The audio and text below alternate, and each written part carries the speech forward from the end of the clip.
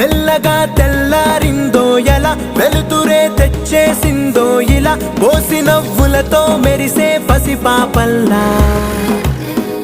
చేదతో బావులలో గలగల చెరువులో బాతుల ఈతల కళ చేదుగా ఉన్న వేపను నమిలే వేళ చుట్ట పొగ మంచుల్లో చుట్టాల పిలుపుల్లో మాటలే కలిపేస్తూ మనసారా మమతల్ని పండించి అందించు హృదయంలో